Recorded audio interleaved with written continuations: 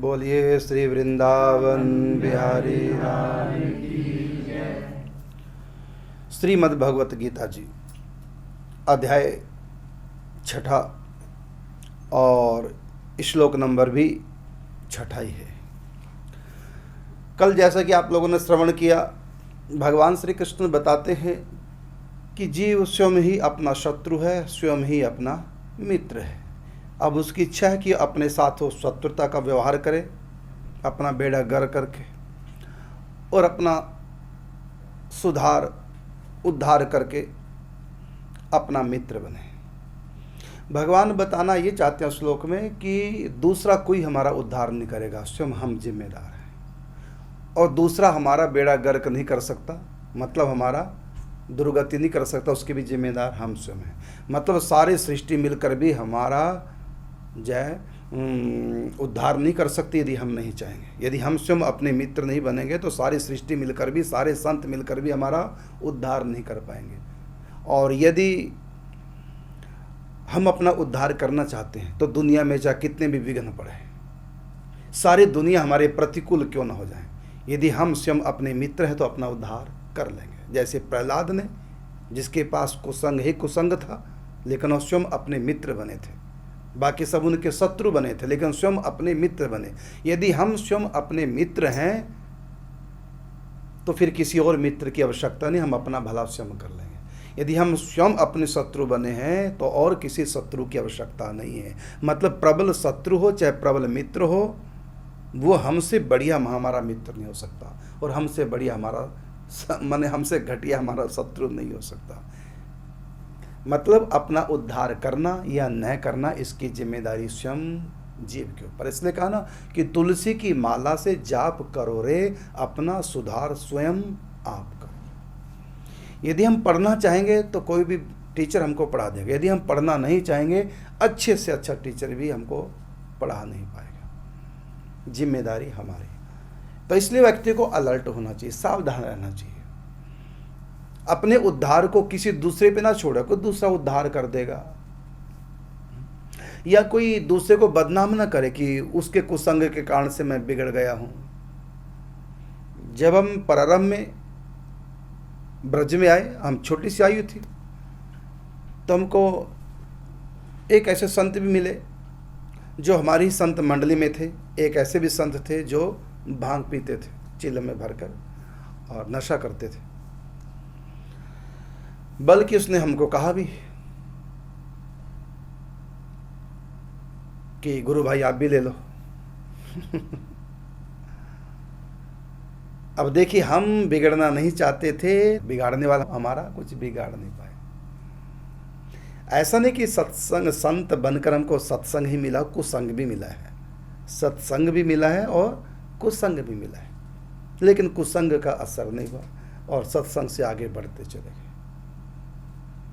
तो भगवान श्री कृष्ण जो कहते हैं गीता में कि व्यक्ति स्वयं ही अपना शत्रु है, स्वयं ही अपना मित्र है।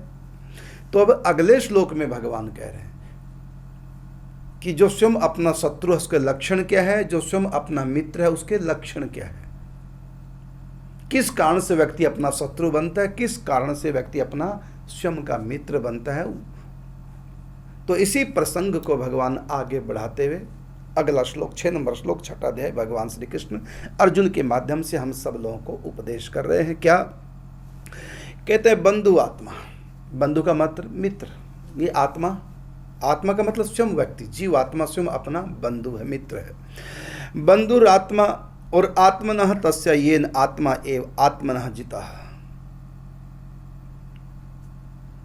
जिसने अपने शरीर को, मन को, इंद्रियों को अपने अनुकूल बना लिया है, अपने अनुसार बना लिया है, विवेक बुद्धि के अनुसार, तो वो तो अपना स्वयं का मित्र है। और जिसने शरीर को, इंद्रियों को, मन को अपने अनुकूल नहीं बनाया बल्कि उल्टा उनके अनुकूल हो गया, वो स्वयं अपना शत्रु बन गया। ये पॉइंट दिया भगवान इस श्लोक में। अगले में है कि अनात्मनस्तु शत्रुत्वे और वर्ते नात्मैव शत्रुवत्। वो स्वयं ही अपना शत्रु है जो अनात्म है। अनात्म का मतलब आत्मा रहित। यहाँ आत्मा का अर्थ आत्मा नहीं है, चैतन्य आत्मा, सच्चिदानंद घन आत्मा, वो इस आत्मा का अर्थ नहीं है। आत्मा का अर्थ है शरीर। आत्मा का मतलब यहाँ मेरा है, बस। यहाँ आत्मा का मतलब मैं नहीं हूँ, मैं आत्मा, बल्कि यहाँ आत्मा का अर्थ है मेरा, अर्थात मेरा शरीर, मेरा मन, मेरी इंद्रियां। यदि मेरे हाथ में नहीं है तो फिर काहे की मेरी? यदि ये मेरे हाथ में नहीं है तो काहे की मेरी है? मैं अपनी मर्जी से इनको चलाऊं, मेरे इशारे पे नाचे इंद्रियां, शरीर, मन, तब तो मेरा है। भाई कोई भी व्यक्ति यदि नौकर हमारे अनुसार नहीं चलता तो काहे का हमारा नौकर? निकल। यहाँ तक कि बेटा यदि बाप के अनुसार नहीं, बाप कहता निकल। भाई यदि हमारे अनुसार नहीं चलता, काहे का तो भाई है, तुमको मेरी परवाह ही नहीं। समझ गया ना? तो मेरा यहाँ आत्मा का मतलब मेरा है। तो मेरा कौन है? यदि इंद्रियां, मन, बुद्धि यदि मेरी हैं तो फिर अपने अनुसार चलाओ इनको। यदि हमारी बात नहीं मानती, मन मर्जी कर रही है, मन हमारा मनमानी करता है, बुद्धिमानी नहीं करता। मैंने बुद्धि की नहीं मानता, हमारी नहीं मानता और अपनी मर्जी करता, तो काहे का मेरा? तो यहाँ जो कहा ना अनात्मनस्तो, जो अनात्म व्यक्ति है, अनात्म का मतलब जिसकी आत्मा नहीं, अर्थात आत्मा का मतलब चैतन्य आत्मा नहीं हुई। आत्मा मतलब जब तुम्हारी इंद्रियां तुम्हारी नहीं है, अब तुम कौन हो गए? अनात्मा हो गए, मैंने बिना आत्मा वाले, अर्थात बिना शरीर के। शरीर तुम्हारे पास है लेकिन ये तुम्हारा नहीं, तुम्हारी बात ही नहीं मानता। ये मन, इंद्रियां तुम्हारे पास तो हैं लेकिन तुम्हारी बात नहीं मानते, इसलिए ये तुम्हारी नहीं। अब तुम अनात्मा हो, अर्थात तुम्हारा कोई नहीं, ये भी नहीं, दुनिया भी कोई हमारी नहीं। जब मौत आएगी दुनिया छूटेगी और ये हमारी दुर्गति का कारण बनेगा। कौन? शरीर, इंद्रियां और मन। तो हमारी दुर्गति का कारण कुसंग नहीं है, हमारी दुर्गति का कारण दुष्ट लोग नहीं है, हमारी दुर्गति का कारण अपराधी लोग नहीं है जिनका कुसंग किया, वो हमारी दुर्गति का कारण नहीं। हमारी दुर्गति का कारण हम स्वयं। या हम कौन है? मतलब हमारा कौन है? तो आत्मा, मन, इंद्रियां और शरीर, ये हमारा बन के रहे। शादी होगी, पति पत्नी एक दूसरे का बन के नहीं रहते तो तलाक। तो हमारा नहीं, हम तुम्हारा। तो उसका कोई नहीं। जिसका मन नहीं है उसका दुनिया में कोई नहीं। जिसका मन अपना नहीं, इंद्रियां अपनी नहीं, उसका कोई भी अपना नहीं। तो पहचान क्या है कि हम अपने शत्रु हैं और हम अपने मित्र हैं। तो पहचान क्या है? यदि ये हमारे हैं तो हमारी बात मानते हैं, तो ये हमारे मित्र हैं, हम स्वयं अपने मित्र हैं। और यदि हमारी बात नहीं मानते तो हम स्वयं अपने शत्रु हो गए कि हमने इनसे अपनी बात नहीं मनवाई। तो मन से अपनी बात मनवाओ, इंद्रियों से अपनी बात मनवाओ। जैसे उदाहरण के रूप में शुगर का रोग है और सामने भोजन में मिठाई आ गई, किसी के यहाँ गए, मिठाई सामने रखते। अब यहाँ देखना, यदि हमने खा ली, मन ने खा ली, इंद्रिया मतलब जीभ ने खा ली, तो फिर हम अपने शत्रु हुए कि नहीं हुए?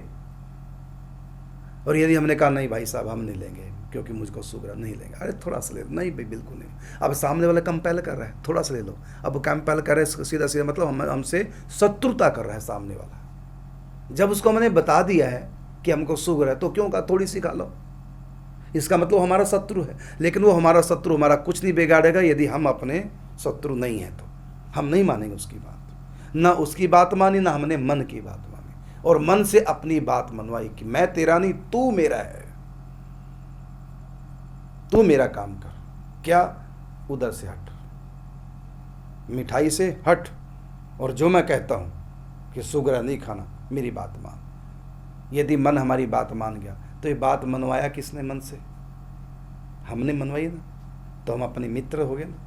यदि हमने कह दिया चलो थोड़ी सी समझौता कर लिया मन के साथ, चलो कोई बात नहीं थोड़ी सी खा लो, क्योंकि हमारी आज्ञा के बिना मन नहीं खा सकता। हाँ, कराए बिना मन। मैंने कहा ना कि श्री कृष्ण मन है तो बलराम बुद्धि है। श्री कृष्ण यदि बलराम से उल्टा भी चलेंगे, जैसे बलराम जी चाहते हैं सुभद्रा का विवाह दुर्योधन से हो और श्री कृष्ण चाहते हैं अर्जुन से हो, अब चलेगी बड़े की, तो बड़े की हाँ तो करवानी है।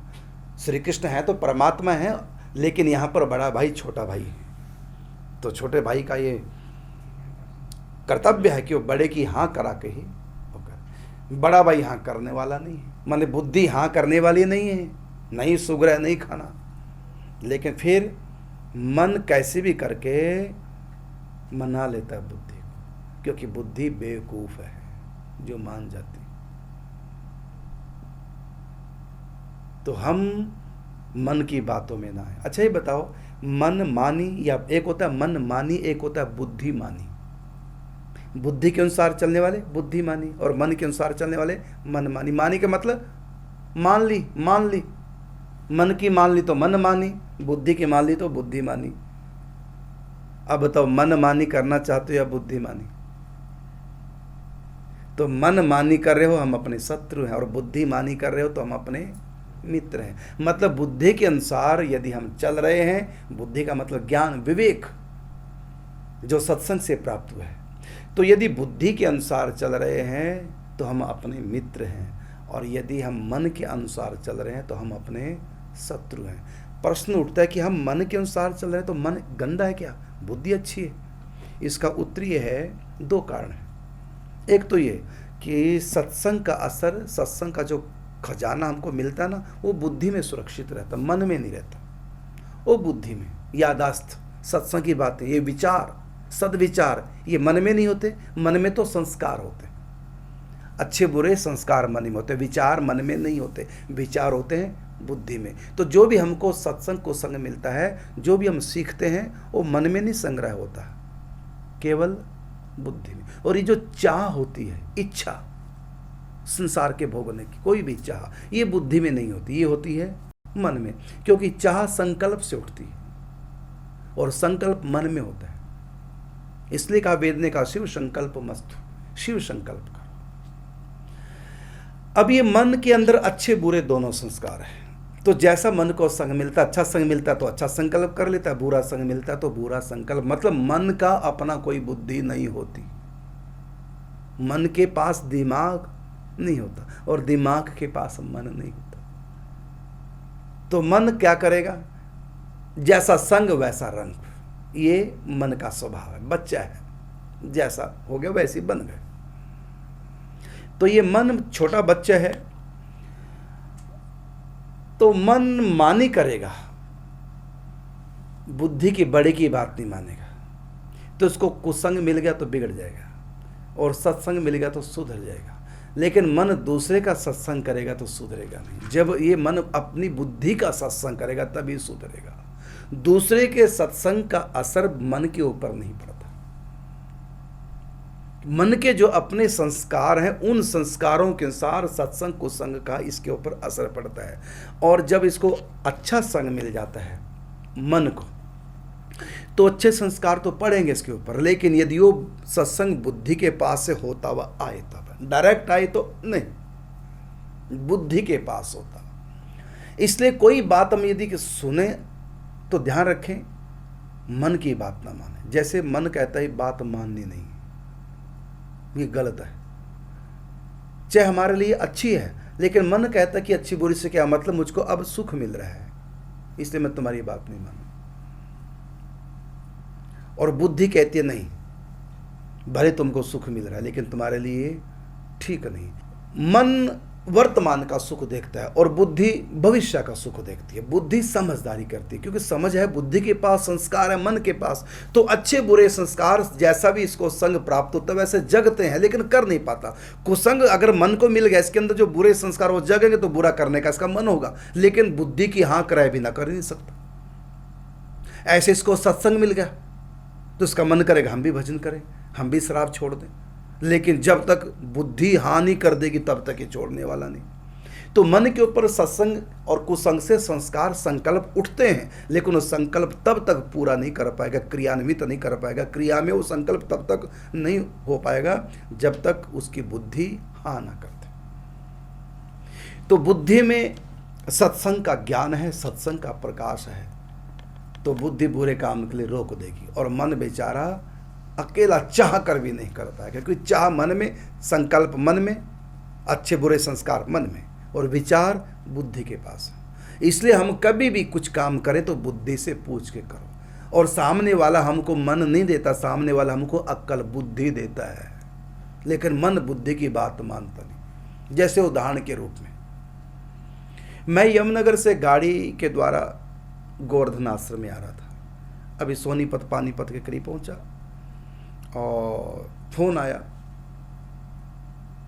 श्याम प्रिया का। जिद करने लगी, कुछ भी हो आपको यहीं से जाना पड़ेगा, रास्ता में घर पड़ता था, आपको यहाँ से होके जाना पड़ेगा। तो मैंने अपनी कुछ मजबूरियां बताई। किसको बताई? उसके मन को नहीं बताई, उसकी बुद्धि को। लेकिन वो बुद्धिमानी से काम नहीं ले रही, काम ले रही मन से। और मन ने क्या संकल्प कर लिया? महाराज जी को बुलाना है।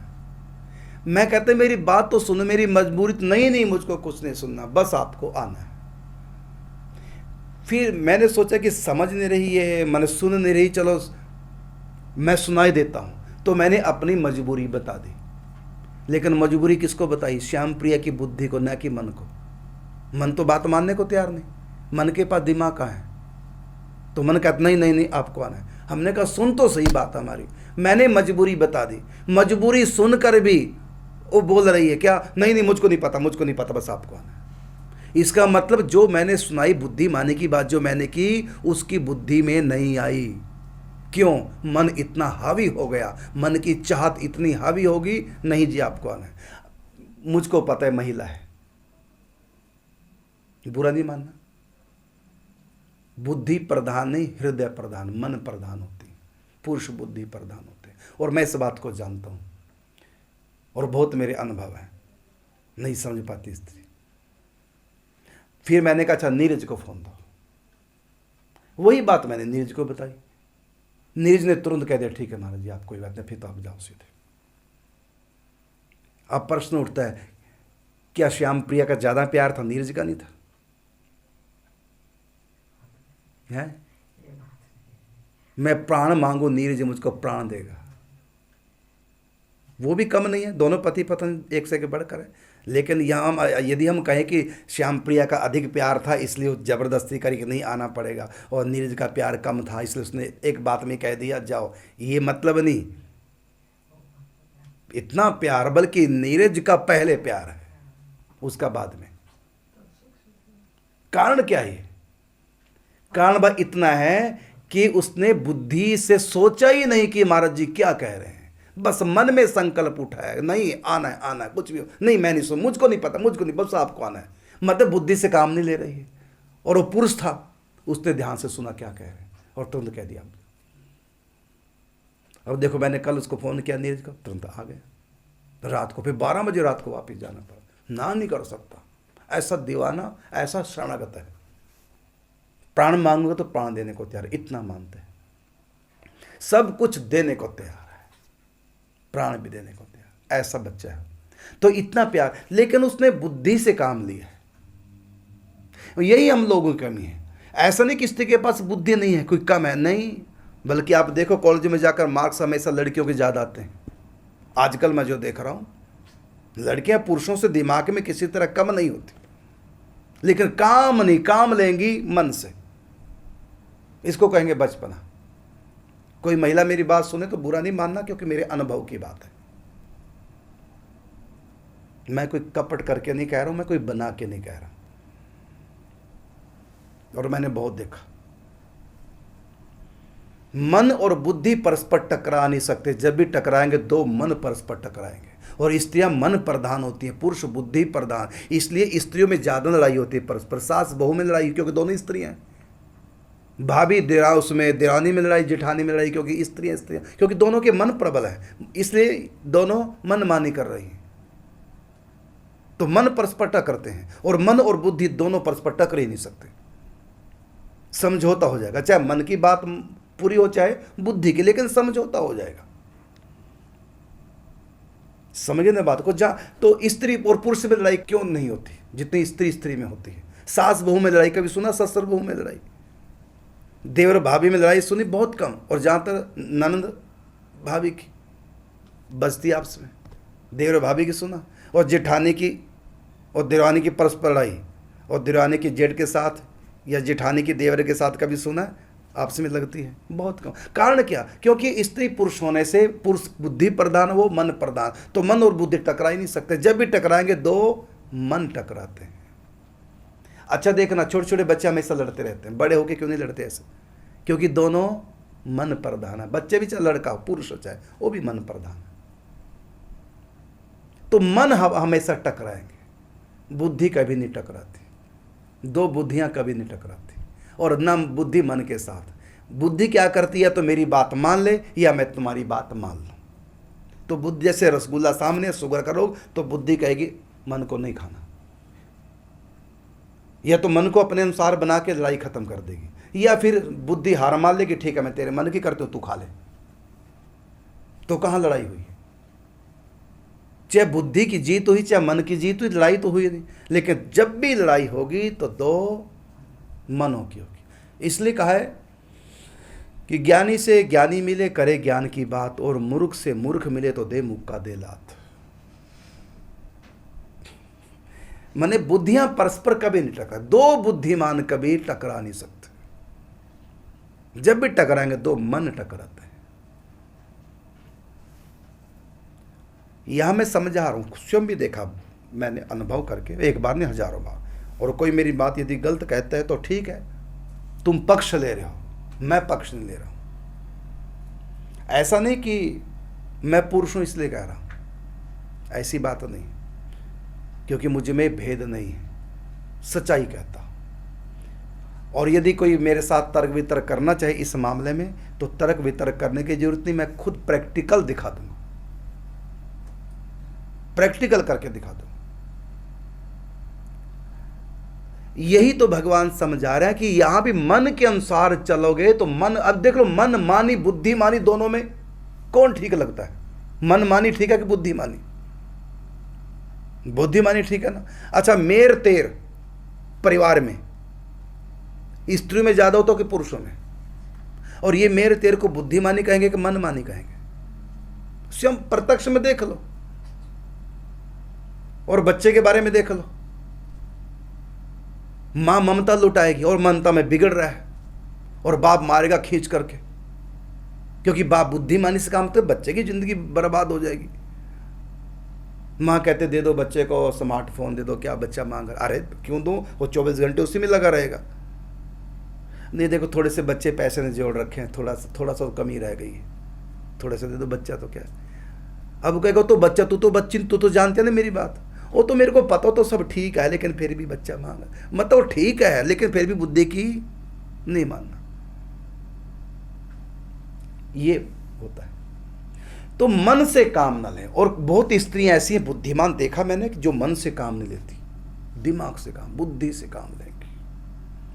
और कई ऐसे भी नालायक मैंने पुरुष देखे जो मन से काम लेते हैं। और मन से काम लेने वालों की मैं स्वभाव बताता हूं क्या है, छोटी सी बात में रुष्ट और छोटी सी बात में तुष्ट हो जाते हैं।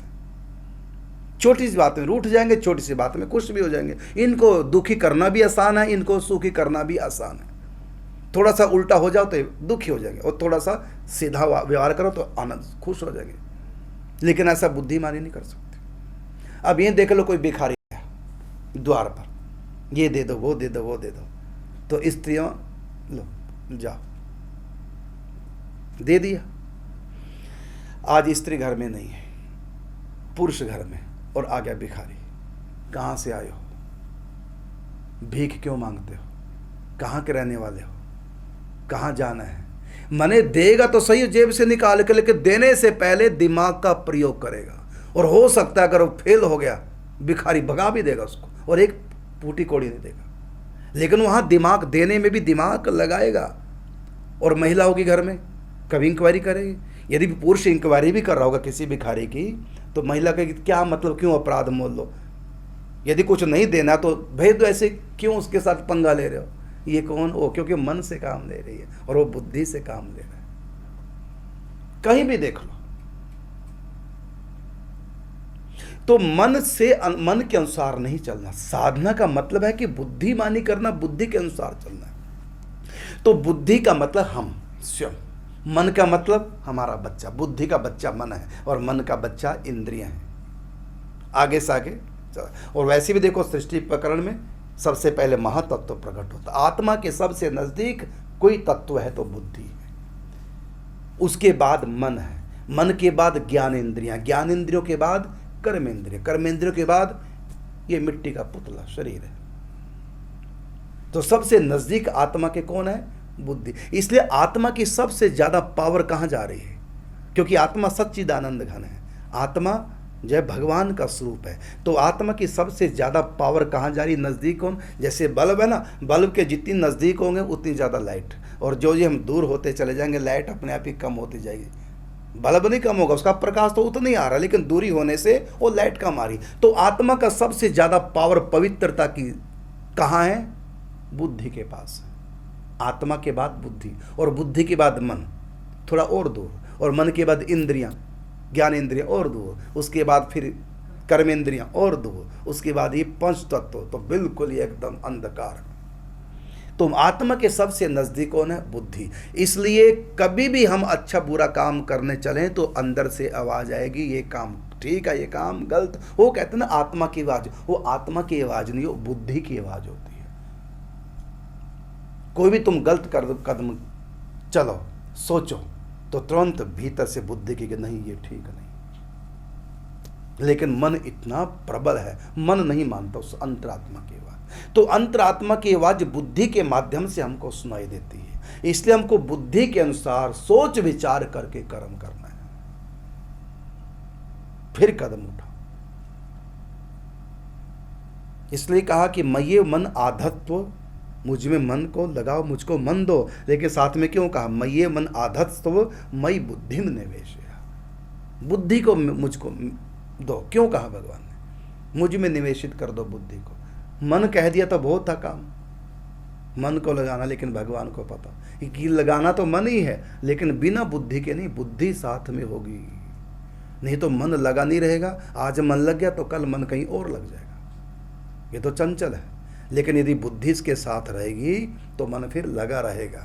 इसलिए कहा मय्ये मन आधत्स्व मयि बुद्धिम निवेशय, मन तो मुझको लगाना ही है, लेकिन साथ में बुद्धि को भी लगाना, मतलब विचार करो। और बुद्धि में क्या है? विवेक है। मन में विवेक नहीं, मन अंधा है, और बुद्धि में ज्ञान की आंखें हैं। मन के पास पाँव हैं, बुद्धि के पास पाँव नहीं होते, बुद्धि चलती नहीं, मन कर्म नहीं करती।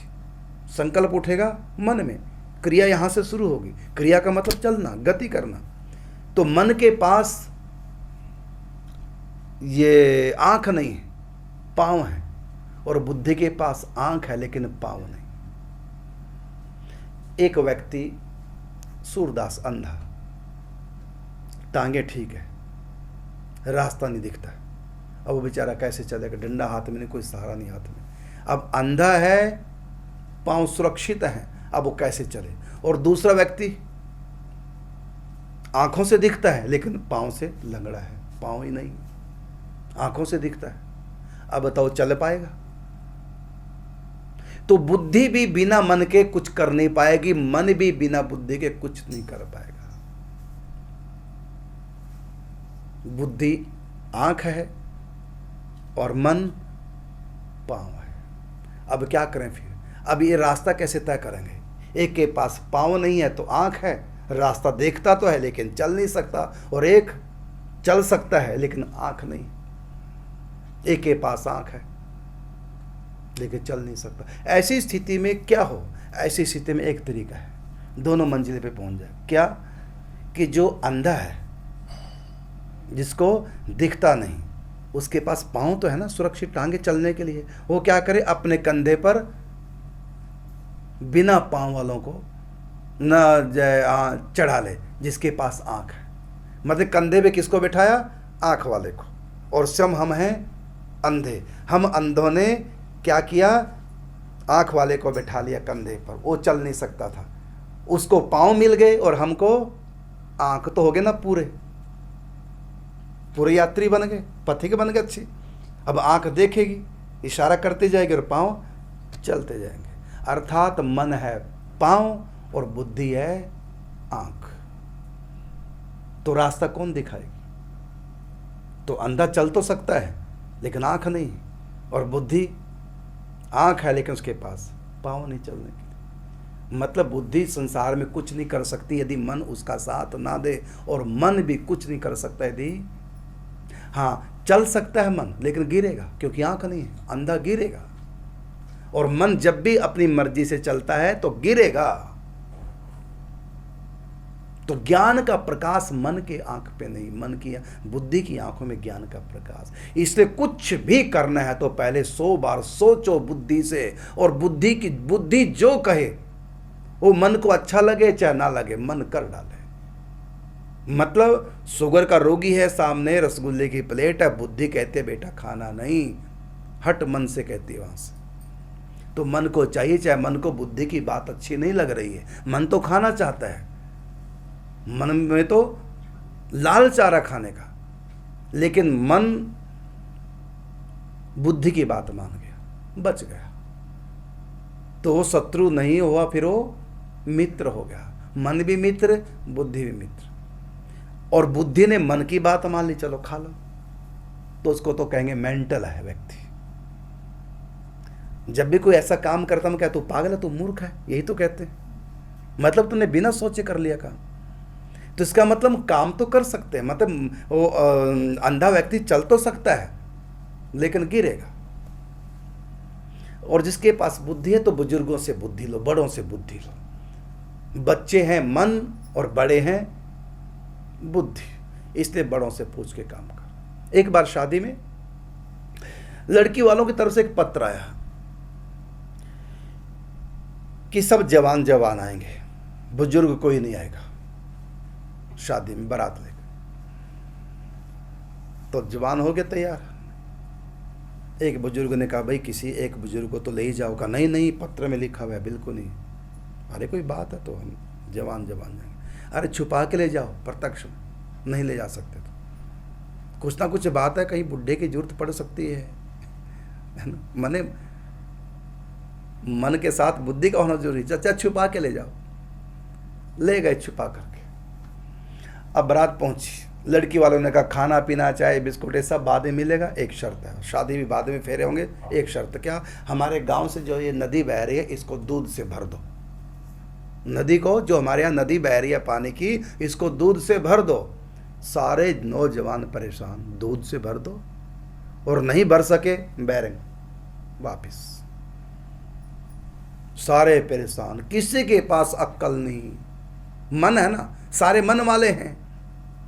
बुद्धि वाला कोई, बुद्धि वाला तो जिसने मार खाई है समय के अनुसार, सब दुनिया देखी। बुद्धि तो अक्ल, बादाम खाने से अक्ल नहीं आती जितनी ठोकर खाने से या समय के बीतने पर आती है। तो सारे जवान परेशान। अरे भैया जो बुजुर्ग को लाए हम, उनसे पता कर लो अगर कोई युक्ति निकाल ले। तो बुजुर्ग के पास गए जो छुपा के रखा था। महाराज बड़ी मुसीबत में आगे बेइज्जती होगी। तो क्या बात हुई? कहते गांव में जो नदी है पानी की बह के चल रही है, इसको दूध से भर दो। महाराज इतना दूध तो पूरे विश्व में नहीं हो सकता। अरे आसान काम, क्या तुम लोग बेवकूफ़, समझा ही नहीं किसी में। तभी मैंने कहा था बुड्ढे को एक रख लो साथ में। अरे तैयारी होगी, मैंने कर दिया इकट्ठा दूध। अरे कहाँ कर, अरे हो गया इकट्ठा, भर देंगे। बस जाके उनको कह दो लड़की वालों को कि पानी खाली करो, दूध तैयार है। नदी को खाली करो, दूध तैयार। अब हो गए, लड़की वालों से कहा महाराज दूध की व्यवस्था हो गई है, बस जल्दी से खाली करो नदी को, अभी भर देंगे। अपना पानी निकालो यहाँ से, खाली करो नदी को, हम दूध की तैयार हमारा। उसने कहा तुम्हारे संग जरूर कोई बुढ़ा आया है। अब यहाँ मैं नौजवानों का मजाक नहीं कर रहा हूँ, ये नहीं कह रहा हूँ कि वो बुद्धिमान नहीं होते, लेकिन एक समझाने के लिए कहा जा रहा है। सब के अंदर बुद्धि हो सकती है और कई बार बड़े बूढ़ों में भी नहीं होती। ये कोई रूल नहीं है ऐसा, लेकिन एक समझाने के लिए बात। और ये बात तो सच है, जिसने 100 साल खा लिया तो बुद्धिमान हो गई। जो भी बच्चा उसमें कहाँ भी उसने ठोकरें खाई, कहाँ इतना समाज को देखा है ना, उसको तो व्हाट्सएप से फुर्सत नहीं मिलती। उसने कहाँ ठोकरें खाई, ठोकरों से बुद्धि आती। तो बड़ों से व्यक्ति पूछ के चलना चाहिए। तो बच्चे भी यदि माँ बाप के अनुसार नहीं चलेंगे तो बिगड़ेंगे, बुरे होंगे, दुखी हो जाएंगे। तो यहां भगवान कहते हैं जिसने अपना शरीर, इंद्रियां, मन अपने बस में कर लिया है वही बुद्धिमान है, वही अपना मित्र है। मतलब जिस माता पिता ने अपने बच्चे को अपने अनुसार चलाना सीख लिया, वो माता पिता अपने मित्र हैं, अपने बच्चे के मित्र हैं। और जो माता पिता कहता है बेटा चिंता मत कर, बहुत पैसा ऐश कर, जो तेरा मन है सो कर, अब बच्चे का मन क्या आएगा ये तो सबको पता, कहने सुनने की आवश्यकता नहीं। बच्चा क्या करेगा, क्योंकि वो बच्चा क्या करेगा, वर्तमान का सुख देखेगा।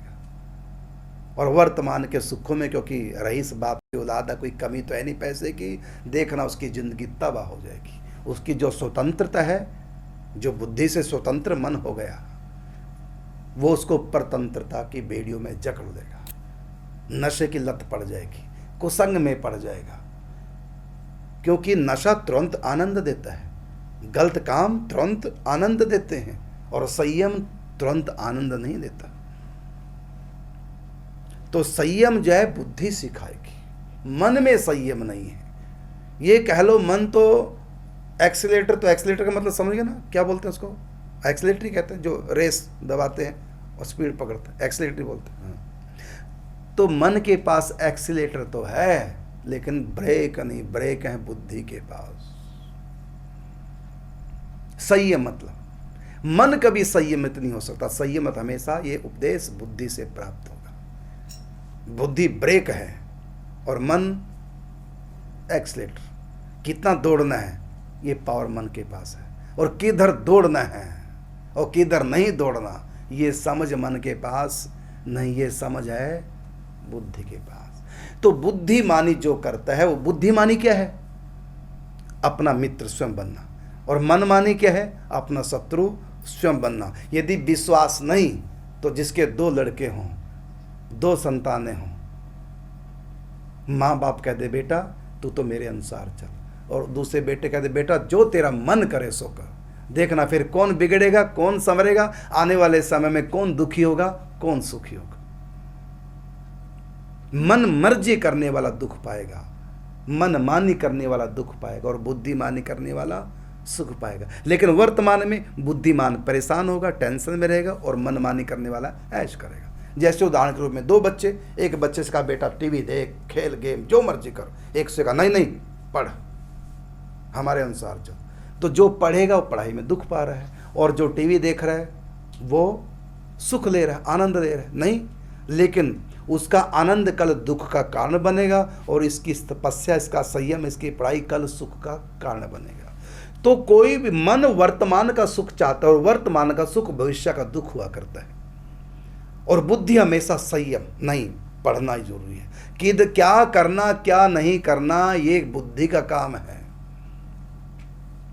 और मन मर्जी से करना है बस, ये मन का काम है। क्योंकि मैंने बताया मन के पास आंख नहीं, चलना है किधर नहीं पता, अंधा है, किधर जाना किधर नहीं जाना ये विवेक सत्संग से प्राप्त होगा। ये विवेक, वैराग्य की आंख जिसके पास है, विवेक और वैराग्य की, संयम की आंख जिसके पास, संयम का ब्रेक जिसके पास, उसका नाम बुद्धि है। तो बुद्धि के अनुसार जो मन को प्रेरित करके अपनी मर्जी से चलाता है उसको कहेंगे व्यक्ति स्वयं अपना मित्र है, और जिसने आजाद छोड़ दिया है वो अपना शत्रु है। इसलिए मन को कभी आजाद, मन क्या चाहता है ये ना सोचो, मन को क्या चाहिए ये काम माँ बाप का, मतलब बच्चे को क्या चाहिए ये सोचना, ये जिम्मेदारी किसकी है, माँ बाप की जिम्मेदारी कि बच्चे को क्या चाहिए। तो मन को क्या चाहिए, बुद्धि जो कहेगी वो नहीं देगा, और मन जो चाहता है नहीं, मन जो चाहेगा जो करेगी बुद्धि, दुखी हो जाओगे, शत्रु हो जाओगे अपने। मन जो, एक भजन मैंने बनाया उसकी पंक्ति है, मन जो कहेगा वो हमें करना नहीं। तू जो कहेगा, तू का मतलब तेरे सत्संग से जो ज्ञान मिला है, तुमने जो शास्त्र में कहा है, तुम जो कहोगे वो करेंगे, चाहे मन कितना भी रोए, लेकिन मन जो कहेगा वो मुझको करना नहीं। ये है बुद्धिमानी। तो भगवान यहाँ कहते हैं कि व्यक्ति अपना मित्र वही है, स्वयं का मित्र वही है जो बुद्धि के अनुसार चलता है, मन के अनुसार नहीं। देखो इसमें एक पंक्ति है, छूटे दुनिया तो छूटे कोई गम नहीं, तू अगर छूट जाए तो मर जाएंगे, झूठी दुनिया से हमने किनारा किया, तू अगर रूठ जाए तो किधर जाएंगे। इसमें एक पंक्ति है,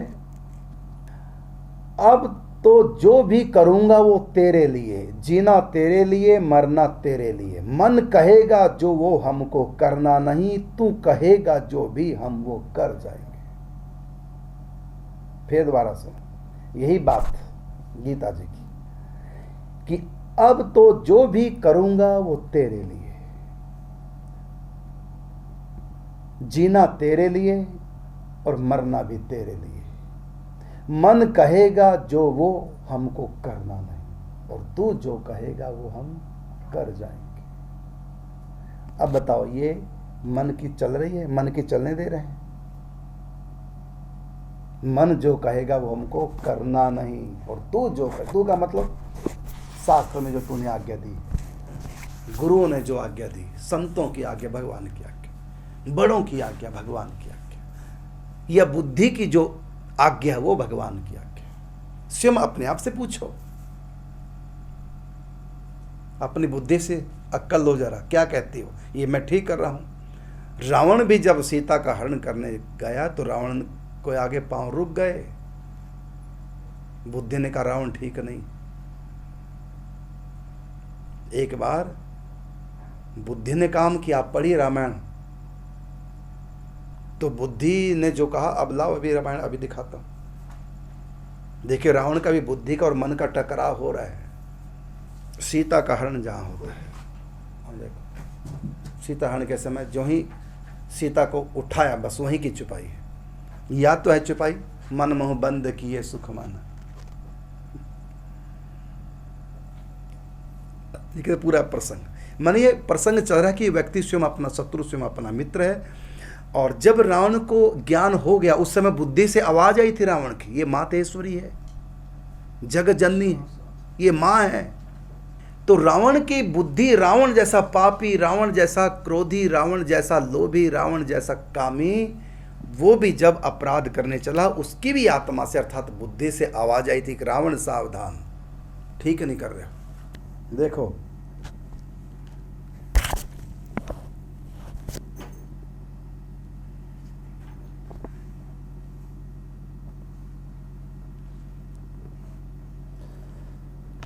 कहा कि सून बीच दस्कंदर देखा, आवा निकट जति के भेसा।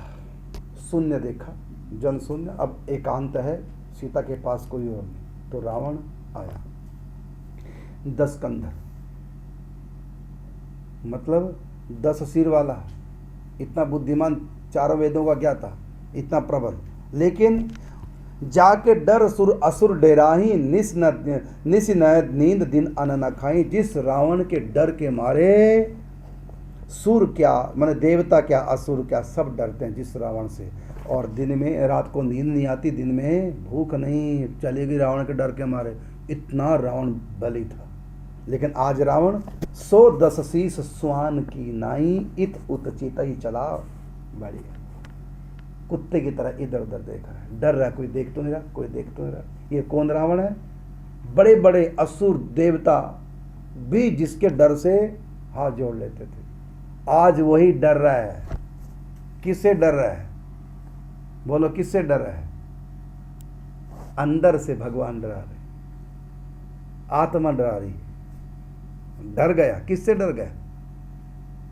सारे तुमसे डरते, क्या देवता, क्या राक्षस, सब तो तुमसे डरते, तू किससे डर गया? अपने आप से डर। उसकी आत्मा, उसका मित्र भीतर बैठा आत्मा, वो उसको डरा रही है, पीछे हट। लेकिन रावण अपना शत्रु बना। का 110 शीस स्वान की नाई, मैंने कुत्ते की तरह इत उत चितई चला बड़े, चोरी से, बड़े के मतलब चोरी से चला है। और इमि कुपंथ पग देत खगेसा, रहे न तेज तन बुद्धि बल लेसा। कुपथ पर पांव चढ़ते ही रावण घबरा गया, तेज बल बुद्धि सब नष्ट। एक बार बुद्धि से आवाज आई, बुद्धि ने अरे रुक, डर गया, लेकिन मन इतना प्रबल था, हाँ ठीक है तो गलत, लेकिन करूंगा, खाएंगे 100 जूत, तमाशा घुस के देखे। ये हाल है मन मर्जी करने वाली। और आगे देखो,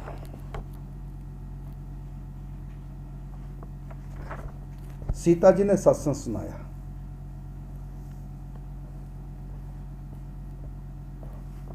अर्थात रोका उसको कि सीता जी ने कहा हाँ ठीक मैं संग चलूंगा। रोका ना सीता ने, सत्संग दिया, गलत कर रहे हो। गुस्सा भी किया, रोई भी, दीनता भी दिखाई, भय भी दिखाया रावण को, सब कुछ किया। मतलब सत्संग तो अंदर से भी आवाज आ रही है, बाहर से भी आवाज आ रही है। और आगे लिखा है कि क्रोधवंत तब रावण लीन सिरथ बैठाई, चला गगन पथ आतुर भय रथ हाँ की न जाई। भय, रथ नहीं हाँक पा रहा है।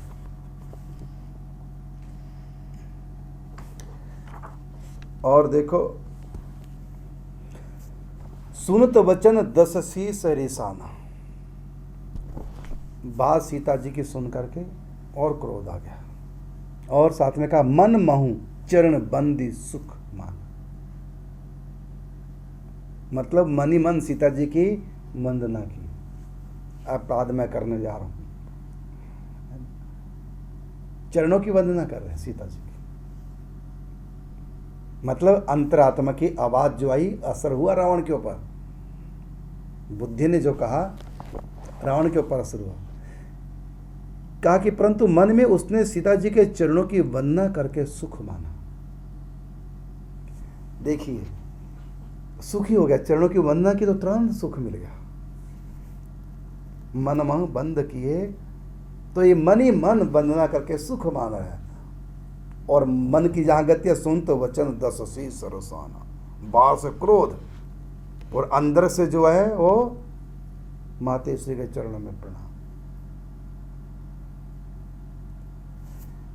और उसके बाद प्रणाम किया, मन महु चरण बंदी सुख माना। और क्रोधवंत तब रावण लीन सिरथ बैठाई, चला गगन पथ आतुर भय रथ हाँ की न जाई। मान ली बात? नहीं मानी। हम भी तो यही करते हैं, जो मन मानी करते हैं। जब उनको बुद्धि मानी की बात कही जाए ना, एक बार वो भी कहते हैं हाँ जो आप कह रहे बात तो ठीक है, लेकिन ये तो होगा ऐसे। अब पानी का जो पनारा है, जहाँ निकलता है पानी, तो किसी के घर की तरफ जाता था तो उनके घर के ऊपर गिरता था, क्योंकि ये घर बाद में बना, वो घर नहीं, ये घर पहले बना था, वो घर बाद में। वो कहता मेरा तो शुरू से, अरे भले तुम्हारा शुरू से इधर घर ही नहीं, किसी का प्लाट था, तूने प्लाट में क्यों छोड़ा? पनारा यहाँ से हटाओ। पंचों ने मिलजुल कर खूब उसको कहा। अंत में पंचों की बात, क्योंकि पंच तो बुद्धिमानी करेंगे, सच्चाई जो है भाई गलत बात, तुम्हारा पानी का पनारा इधर नहीं होना चाहिए। तो सारी पंचों की बात सुन करके व्यक्ति बोला, मन मर्जी करने वाला, क्योंकि बुद्धि से तो काम लेना नहीं, मन से काम लेना। और बोला पंचों की बात सिर माथे पर। क्या कहा? पंचों की बात सिर माथे पर, लेकिन पनारा मेरा यहीं से निकलेगा। ये कौन सी तरीका है? ये कौन सी माथे पे सर माथे पे? ऐसी रावण कहते हैं कि सीता जी की बात सर माथे पर, इसलिए मन महु बंद किए सुख मान, लेकिन पनारा हर नहीं से करूंगा। ये होता है मन मर्जी जो करते हैं। ऐसी बात नहीं कि उनकी बुद्धि नहीं होती, बुद्धि उतनी होती है, लेकिन वो बुद्धि से काम नहीं, काम मन से लेते हैं।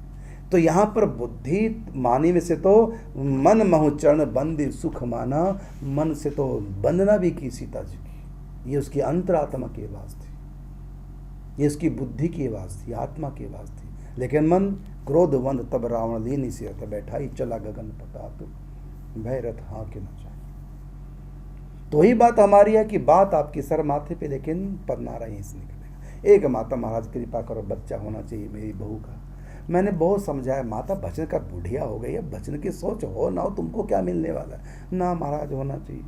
मैंने कुछ सत्संग सुनाया, सत्संग पूरा सुन करके बोली महाराज आप जो कहते हैं बिल्कुल ठीक कह रहे हैं, लेकिन बच्चा तो होना ही चाहिए। मतलब बुद्धि की नहीं मानना। तो ऐसे लोग अपने स्वयं के शत्रु हैं, जो मन के बस में है, जो इंद्रियों के बस में है, वो स्वयं अपना शत्रु है। और जो इनको अपने बस में करके रखेगा वो अपना स्वयं का मित्र है। तो स्वयं का मित्र कौन है और स्वयं का शत्रु कौन है, वो भगवान ने इस श्लोक में बताया है। एक बार फिर सुनो। भगवान कहते हैं कि बंधु आत्मा आत्मनः तस्य येन आत्मा एव आत्मनः जितः अनात्मनः तु शत्रुत्वे वर्तेत आत्मा एव शत्रुवत्। जो व्यक्ति हार मान लेता है मन के आगे, वो अपना शत्रु है, और जिसके आगे मन हार मान लेता है वो व्यक्ति अपना मित्र है। हारना ही अपने साथ शत्रुता करना है और जीतना ही अपने साथ मित्रता करना। और हार कैसे ना हम माने, जीत कैसे जाए, बस ये विचार करके कि मैं मन से प्रबल हूँ।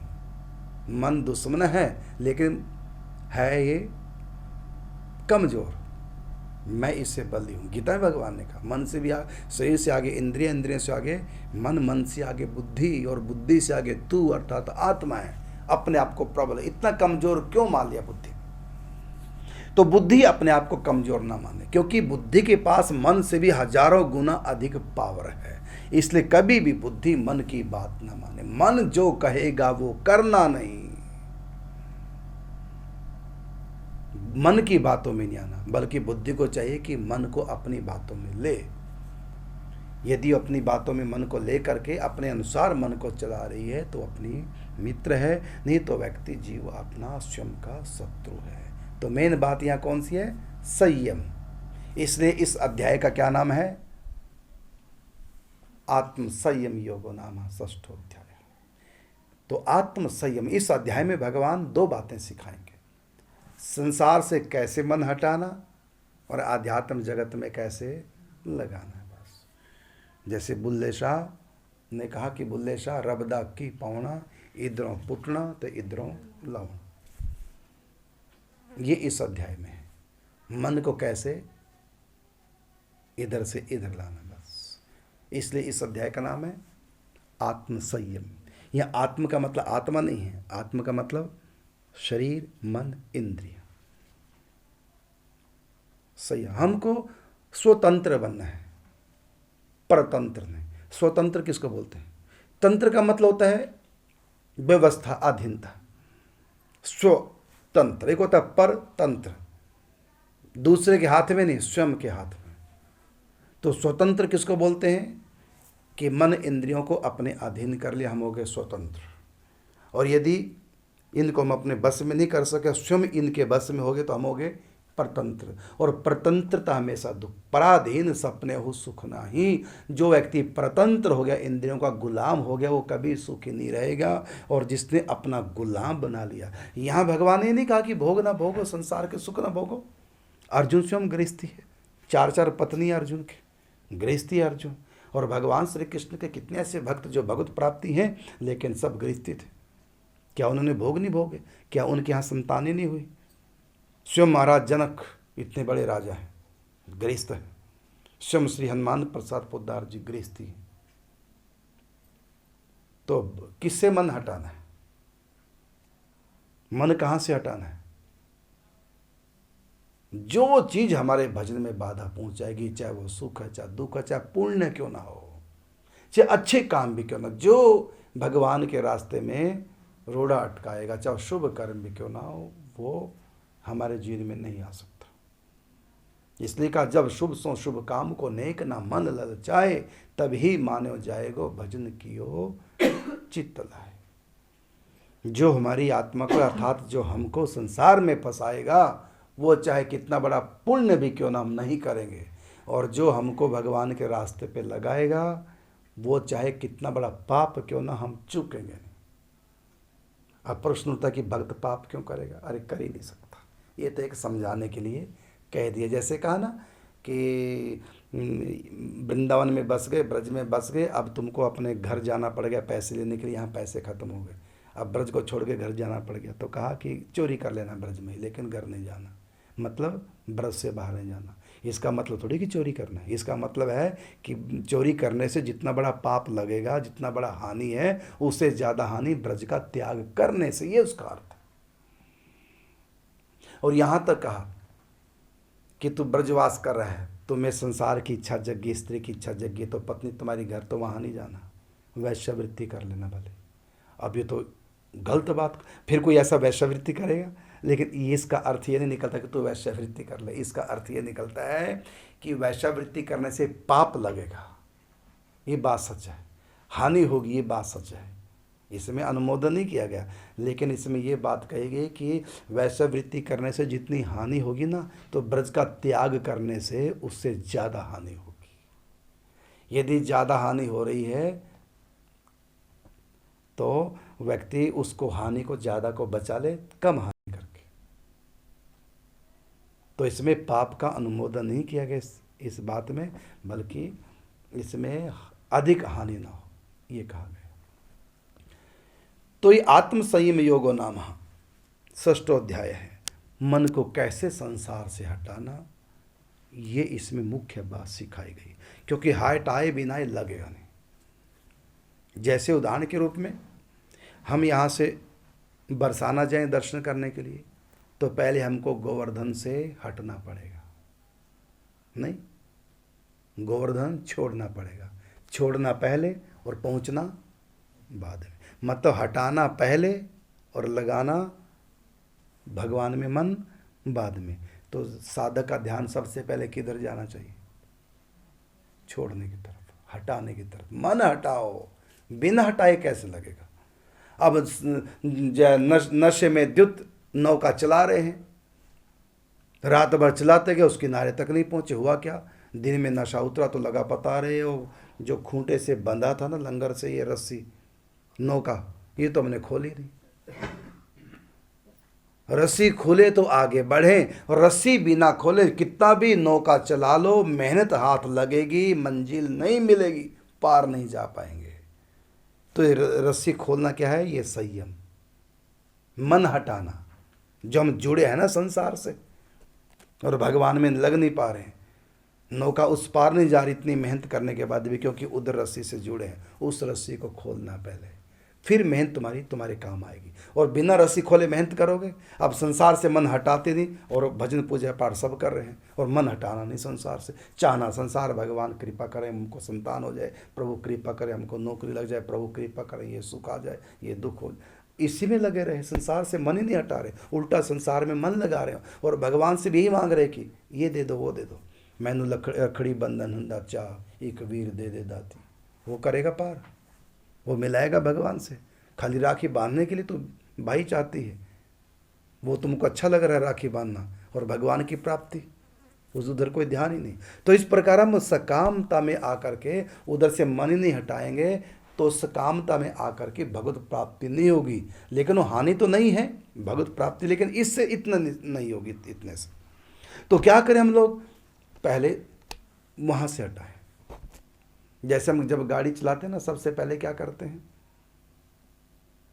अब न्यूट्रल में है गाड़ी न्यूट्रल में, अब जब करो स्टार्ट, दबाओ एक्सीलेटर, आगे बढ़ेंगे, तो पहले उसको वहाँ से हटाकर आगे बढ़ाओ। और कहीं बैक का गियर लगा होगा तो बैक ही जाएगी, और जितना ज़्यादा एक्सीलेटर दबाएंगे उतने ही जोर से पीछे हटेगी। तो पहले तो हम उसको हटाएं ना, जिधर जाना चाहते हैं उधर पहले आगे बढ़ाएं, तो गियर को आगे करें, उसके बाद ही तो फिर गाड़ी आगे बढ़ेगी। तो इसी प्रकार जब तक हम संसार में फंसे रहेंगे, संसार में मन रहेगा, संसार की चाहत रहेगी, तब तक काम बनने वाला नहीं, भगवान में मन लगने वाला नहीं है। आत्म संयम कैसे? अपने मित्र बनो, स्वयं तुलसी की माला से जाप करो रे, अपना सुधार और अपना उद्धार स्वयं आप करो रे। स्वयं अपना उद्धार करेंगे। यदि हम अपना उद्धार नहीं करना चाहते, कोई कितना भी बड़ा ऊंचा संत सत्संग करने लग जाए, नहीं कर पाएंगे। और जब हम चाहेंगे अपना उद्धार करना, तो कोशिश करेंगे, तब तो कोई हल्का फुल्का मेरे जैसा संत भी भगवान से मिला देगा, साधारण सा, वो भी भगवान से मिला देगा। और जब हम मेहनत नहीं करेंगे और चाहेंगे नहीं, चाहे भगवान क्यों ना गुरु जी बन के आ जाए, नहीं आगे बढ़ पाएंगे। तो इस अध्याय में भगवान सिखा रहे हैं कि मन कैसे हटे। अनेक श्लोकों में अनेकों प्रकार से समझा रहे हैं साधक को कि मन हटाइए, मन हटाइए, नहीं मन हटाइए। यदि नहीं मन हटाएगा तो फिर आगे जो भगवान सुनाएंगे कैसे लगाना है ध्यान, नहीं लग पाएगा। इसलिए भगवान बाद में सिखाएंगे, आगे आएंगे श्लोक, कैसे मुझ में मन लगाना, कैसे ध्यान लगाना, ये बाद में सिखाएंगे। पहले सिखा रहे हैं कि मन कैसे हटाना है। अच्छा बताइए, आपको शत्रु अच्छा लगता है मित्र? मित्र अच्छा लगता है। अभी और बताइए कि आप स्वयं अपने शत्रु बने तो ये अच्छा लगेगा या अपने मित्र बने स्वयं ये अच्छा लगेगा? तो फिर जिस काम में अच्छा लगता है वो काम करो ना, फिर क्यों अपने शत्रु बन रहे? इसलिए संसार से मन हटाइए। इसका मतलब नहीं संसार की तरफ से आंखें बंद कर ले, करिए संसार की सेवा, कीजिए माँ बाप की सेवा, किस भाव से? भगवान की सेवा करो, कीजिए दीन दुखियों की सेवा, ईमानदारी के साथ कमाओ, ईमानदारी से खर्च करो। कौन मना करता है? यहाँ मन हटाने का मतलब ये नहीं कि बिल्कुल आंख बंद करके बैठ जाओ। यहाँ मन हटाने का सीधा सीधा मतलब है जो हमारे भगवान के बीच में जो भी बाधा बनेगा वहाँ से मन हटाना है, और जो साधना, जो भावना और जो भी हमारी क्रिया सहयोग करेगी उधर मन लगाना है। फिर उस क्रिया में मन लगा लिया, वो भी भगवान में लगाना है, भगवान की भक्ति में जो सहयोग कर। शेष कल। जय श्री राधे, जय श्री कृष्ण।